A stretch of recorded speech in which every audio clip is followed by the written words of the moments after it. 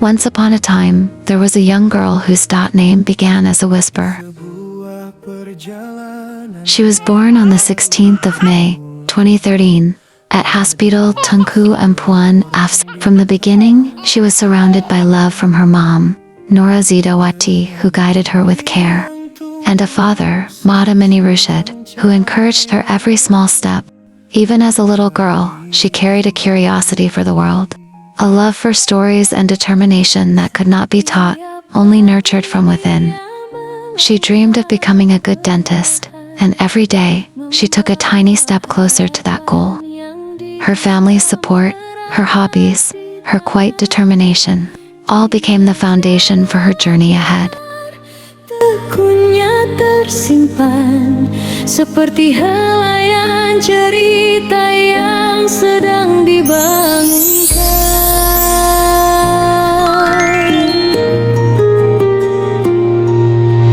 Di padang luas dia mengejar angin.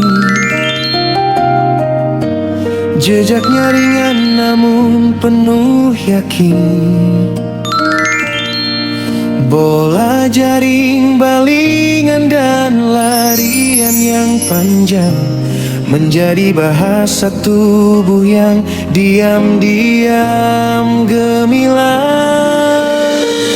Dalam diam dia mengutip cahaya. Dalam letih dia tetap percaya. Apa yang dikejar bukan sekadar menang, tetapi langkah yang membuatnya gemilang.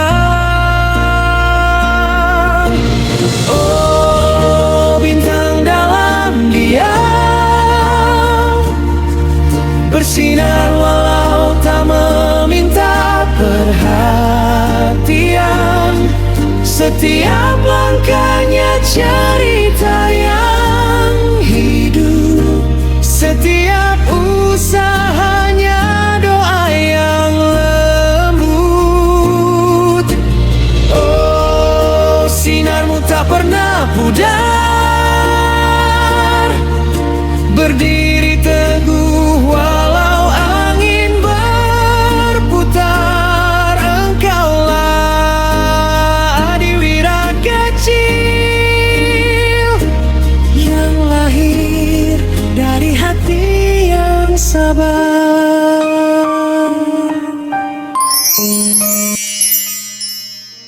Assalamualaikum warahmatullahi wabarakatuh. Kehadapan anak anda Amni Nur Fatihah yang ayahanda dan bonda kasihi, pada hari ini ayahanda dan juga bonda berasa sangat bersyukur kepada Allah Subhanahu Wa Taala dengan anugerah yang tidak terhingga ini apabila anak anda terpilih sebagai tokoh murid bagi tahun ini. Sesungguhnya anugerah ini bukanlah satu yang perlu dijadikan sebagai penanda kejayaan untuk selama-lamanya. Masih banyak lagi cabaran dan juga usaha yang gigih yang perlu anak anda usahakan untuk mencapai kejayaan yang sebenar di masa akan datang.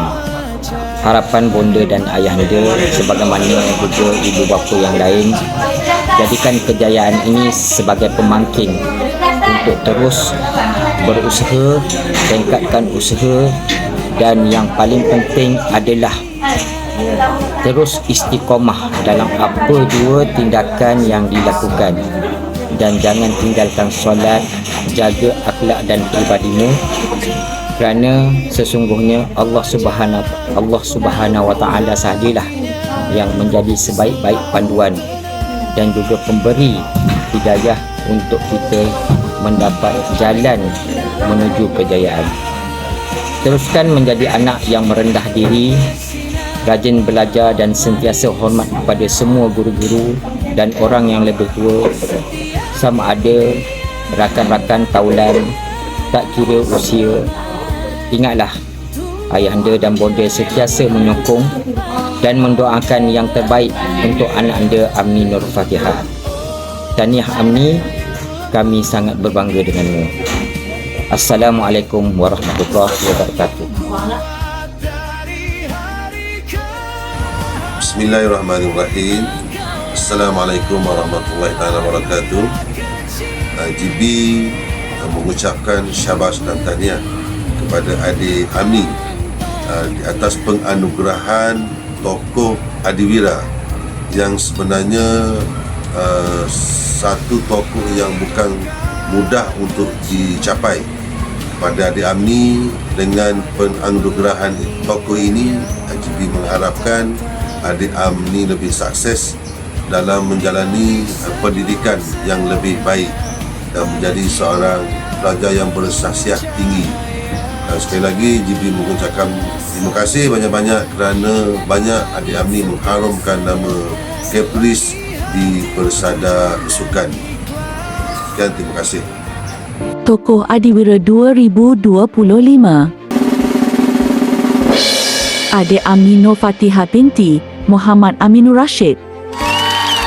Syabas dan tahniah diucapkan.